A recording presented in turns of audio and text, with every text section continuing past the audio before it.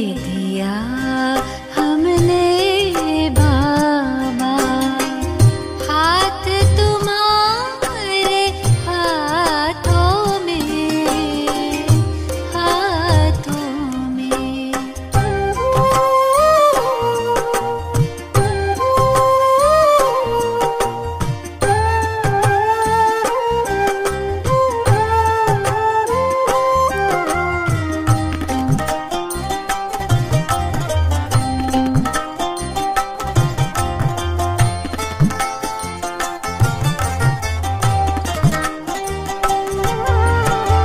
सिमट गई है दुनिया सारी बाबा तेरे प्यार में।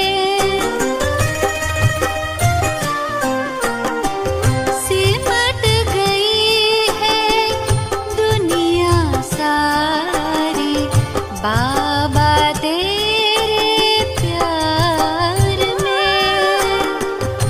अरमानों की मंजिल पाई तेरी एक स्वीकार में। सपनों का परिवार मिला है,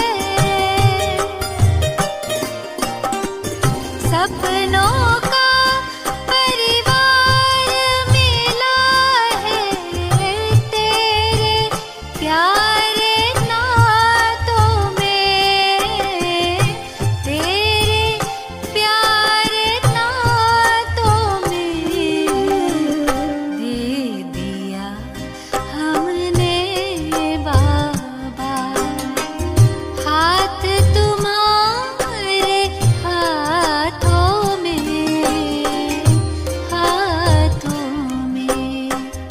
पा लिया हमने बाबा, पा लिया हमने बाबा। संसार तुम्हारे हाथों में, हाथों में दे दिया हमने बाबा, दे दिया हमने बाबा, दे दिया हमने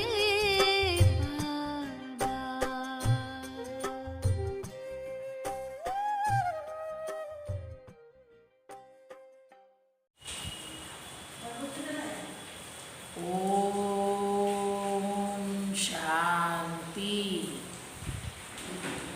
31/7/21 के महावाक्य।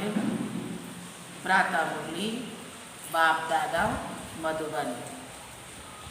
मीठे बच्चे, तुम्हें नशा होना चाहिए कि हमारा बाबा आया है हमें विश्व का मालिक बनाने।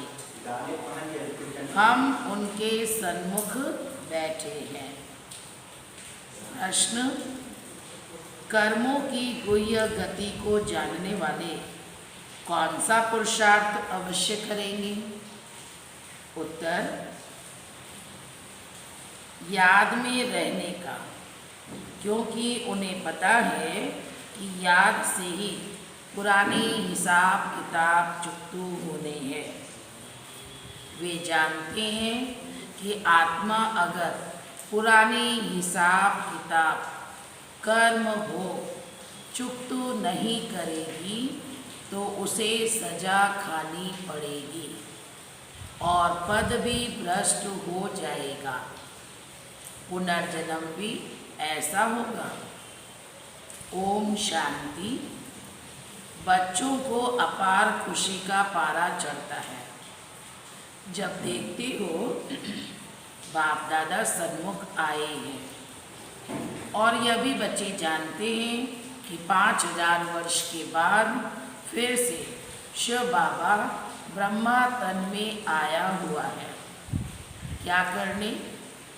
बच्चों को ये नशा चढ़ा हुआ है। सब बच्चे जानते हैं कि स्वर्ग का मालिक बनाने बाबा आया हुआ है, हमको लायक बना रहे हैं, हमको तमो प्रधान से सतो प्रधान की युक्तियाँ बार बार बता रहे हैं। युक्ति है बहुत सहज, बिल्कुल सहज याद बच्चों को सिखलाते हैं। अज्ञान काल में बाप बच्चों को ये नशा चढ़ा हुआ है। सब बच्चे जानते हैं कि स्वर्ग का मालिक बनाने बाप आया हुआ है, हमको लायक बना रहे हैं, हमको तमो प्रधान से सतो प्रधान बनने की युक्तियाँ बार बार बता रही है। युक्ति है बहुत सहज, बिल्कुल सहज याद बच्चों को सिखलाते हैं। अज्ञान काल में बाप को बच्चा होता है तो समझते हैं वो हमारा वारिस पैदा हुआ है। तुम जानते हो इस समय बाबा आकर हम बच्चों को अडॉप्ट करते हैं। यूँ तो तुम सब शिव बाबा के बच्चे हो, परंतु बाबा अपना कैसे बनाए जो हमको सुना सके और हम उनसे सुन सकें। शिव बाबा इस ब्रह्मा तन से कहते हैं मैं तुम्हारा बाप हूँ, तुमको स्वर्ग का मालिक बनाता हूँ। सिर्फ तुम्हारी आत्मा जो पतित है वह न मुक्ति में और न जीवन मुक्ति धाम में जा सकती है। तुम सब एक बाप के बच्चे हो, सबको बाप की मिल्कियत लेनी है। ढेर के ढेर बच्चे हैं, वृद्धि होती जाती है, अडॉप्ट करते जाते हैं। ये आत्माएं तुम अब मेरी संतान हो, अपने को रूह आत्मा समझो। हमको बाबा मिला है जिसको आधा कल्प याद करते थे, यह कभी भूलो मत। आधा कल्प आत्मा इस शरीर के द्वारा याद करती आई है।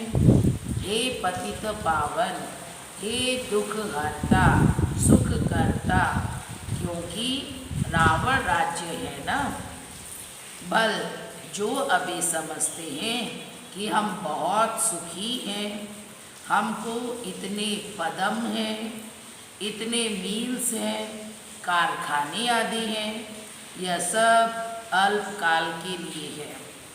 अंत में तो बहुत त्राही त्राही करने लग पड़ेंगे, दुख के पहाड़ गिरेंगे। इतनी सारी मिल्कियत सेकेंड में खलास हो जाएगी। बाबा से तुमको सेकेंड में वर्षा मिलता है। कहते हैं तुमको सेकेंड में स्वर्ग की बादशाही देता हूँ। यह पुरानी दुनिया खत्म हो जाएगी, लड़ाइयाँ लगेंगी, नेचुरल कैलामिटीज़ होंगी, सफाई तो चाहिए ना। तुम्हारी आत्मा भी अभी पवित्र बन रही है। बाप दादा दोनों समझ सकते हैं बच्चे कितनी मेहनत करते हैं। बाबा से वर्षा पाने की मेहनत बिल्कुल थोड़ी ही देते हैं। अपने को आत्मा समझ बाप को याद करो। यह रूहानी बाप है निराकार, हम आत्माएं उनको बुलाते हैं ना। बाबा कहते हैं तुम्हारी आत्मा जो पतित है वह पावन कैसे बने। पतित पावन तो एक ही बाप है ना। पानी की नदी पतित पावनी है तो झट से जाए, गोता खाकर चले आना चाहिए। गंगा स्नान तो बहुत करते हैं, फिर भी पतित क्यों। रात दिन यही धुन लगाते रहते हैं, पतित पावन सीताराम। अर्थात जो भक्तिनियाँ हैं अथवा सीताएँ हैं, सबका रक्षक एक राम परम पिता परमात्मा है। पतित पावन पतियों का पति वह है। वह जब आए तब तो आकर के पावन बनाए। तो अभी बाबा कहते हैं मेरी श्रीमत पर तुमको चलना है और किसी के मत पर न चलो। वह तो समझते हैं भक्ति से भगवान मिलेगा, जबकि भक्ति से भगवान मिलेगा तो ऐसे क्यों कहते हैं कि भक्तों की रक्षा करने के लिए आएगा। भक्तों पर क्या आपदा पड़ी है जो रक्षा करेंगे। रक्षा तो तब की जाती है जब कुछ आपदा आती है। बाबा कहते हैं तुमने कितना दुर्गति को पाया है। ये है रावण, ये है रौरव नर, सब दुखी रोगी हैं। घर घर में देखो क्या लगा पड़ा है, दुख ही दुख है, इसीलिए पुकारते भी हैं। अब बाबा हमारे दुख हरो, सुख दो। भारत में ही सदा सुख था, सब दुख ही है। अभी तो सब दुखी हैं। भारत की ही बात है और खंड तो है ही अलग। वह तो आते ही बाद में है। कोई 60 जन्म, कोई उससे भी कम जन्म लेते हैं। 84 जन्म देवता धर्म वाले लेते हैं। तो इस हिसाब से आधा कल्प के बाद जो आएंगे उनको 84 से भी आधे जन्म लेने पड़ेंगे। ऐसे नहीं कि सब 84 का चक्र ही खाते हैं। मनुष्यों को तो जो आता सो बोल देते हैं। अभी तो तुम बच्चे बाबा द्वारा अविनाशी ज्ञान रत्नों की झोली भर रहे हो। रतन तो बहुत वैल्यूबल है। बाबा समझाते भी बहुत सहज है। बाबा कहती हैं तुम बुलाते आए हो, हे पतित पावन, आओ आकर हमें पावन बनाओ। तो बाबा आए हैं। अभी तुम समझते हो कि हम पावन बनेंगे तो स्वर्ग के मालिक बनेंगे। शिव बाबा हमको पत्थर बुद्धि से पारस बुद्धि, पारसनाथ से पत्थरनाथ से पारसनाथ बनाने आए हैं। भक्ति मार्ग के चित्र तो सब पत्थरों के ही बने हुए हैं। पत्थरों से माथा मारते रहते हैं। बाबा कहते तुम भल कितनी भी मेहनत करो फायदा तो कुछ भी नहीं है। आगे तो तुम बलि चढ़ते थे, फिर भी क्या फायदा हुआ। करके देवी का दीदार होता है, फिर जैसे के तैसे। पतित पावन बाप आते हैं एक बार संगम पर। सतयुग में तो भक्ति मार्ग की बातें होती ही नहीं है। बाबा तो कहते ही हैं, बाबा तो कहते नहीं है कि गला काटो, यह करो। भक्ति मार्ग में तो अनेक प्रकार से क्या क्या करते आए हैं। आगे देवियों पर मनुष्यों की बलि चढ़ाते थे। बाबा कहते हैं तुम सुधरेले थे तो देवता थे, अभी तो कितने पत्थर बुद्धि बन पड़े हो। तुमको स्वर्ग की बादशाही दी थी, कितने सोने हीरे जवाहरातों के महल थे, अथाह धन था, वह क्या किया। अभी तुम कितने दुखी हो पड़े हो। तुम असुर देवी देवता धर्म के थे ना, अभी तो सिर्फ तुम रजो तमो में आए हो। तुम तो देवता धर्म के थे, फिर अपने को हिंदू क्यों कहलाते। और सब धर्म वाले अपने अपने धर्म को ही मानते हैं। धर्म तो एक ही होता है ना, मुसलमानों का मुस्लिम धर्म, क्रिश्चियन का क्रिश्चियन धर्म चलता है। तुमको फिर क्या हुआ। तुम तो बहुत सुखी पवित्र संपूर्ण निर्विकारी थे, अभी तो कितने विकारी बन पड़े हो, किसी को भी पता नहीं है।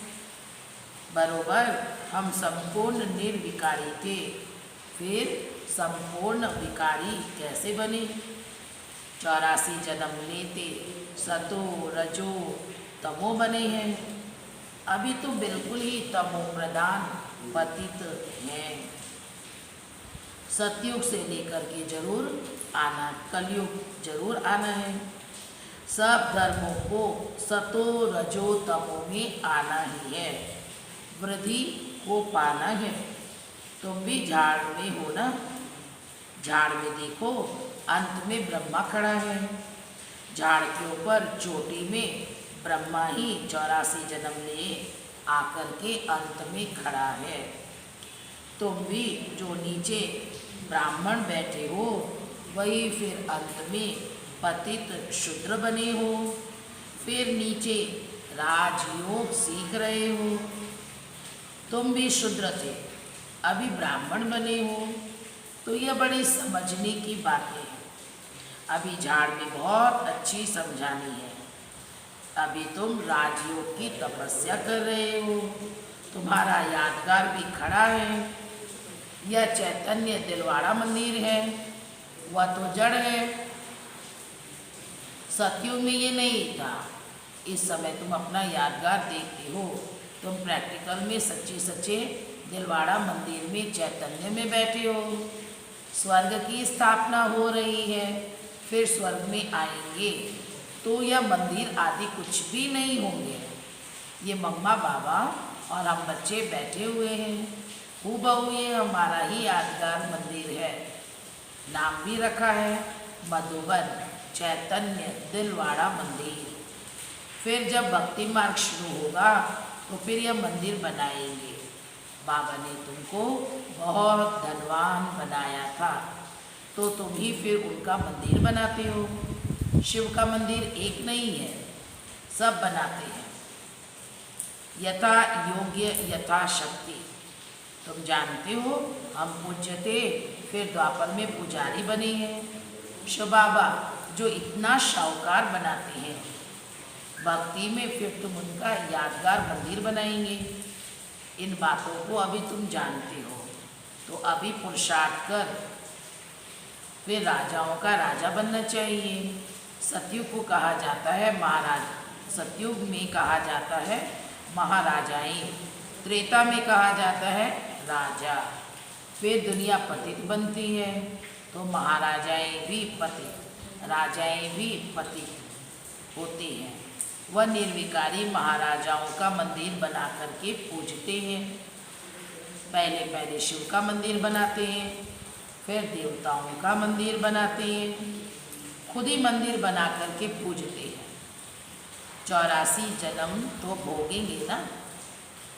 आधा कल्प तुम पूज्य, फिर आधा कल्प पुजारी बनते हो।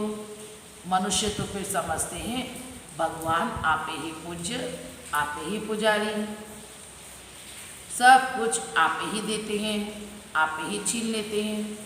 अच्छा, जबकि उसने दिया और लिया तो फिर तुमको क्यों चिंता लगती है?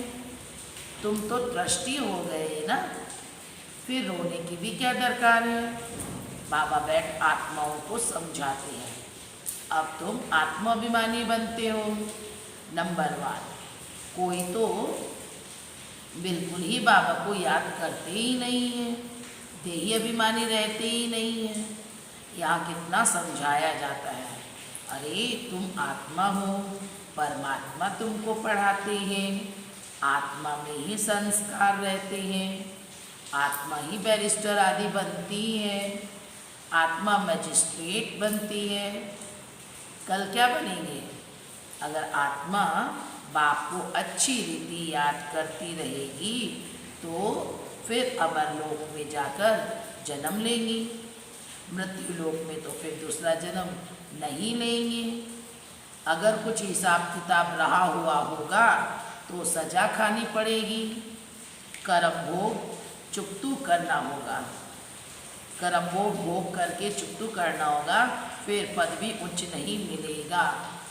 यह कर्मों की गुह्य गति बाबा बच्चों को ही समझाते हैं। यह भी बच्चे जानते हैं सतयुग है सतो प्रधान, हर चीज वहाँ सतो प्रधान ही रहती है। कहते हैं कृष्ण गौवें संभालते थे, राजाएं गौवें संभालते हैं क्या? अब ऐसी बात तो हो नहीं सकती है। यह भी दिखाते हैं सतयुग में गौवें भी बड़ी फर्स्ट क्लास होती है, उसको कामधेनु कहा जाता है। जगदम्बा सरस्वती भी कामधेनु है। 21 जन्म के लिए सबकी मनोकामनाएं पूर्ण करती है। तुम भी कामधेनु हो, वही नाम फिर गौओं पर रख दिया है जो बहुत दूध देती है। राजाओं के घर में भी बड़ी फर्स्ट क्लास गायें होती हैं, जबकि यहाँ भी राजाओं के पास ऐसी अच्छी अच्छी हैं, तो फिर सतयुग में कितनी सुंदर होंगी। वहाँ पर कोई भी बांस, बदबू आदि बिल्कुल नहीं होती है। अभी बाबा कहते हैं, मैं आया हुआ हूँ, तुमको बुलबुल बनाकर साथ ले जाऊँगा।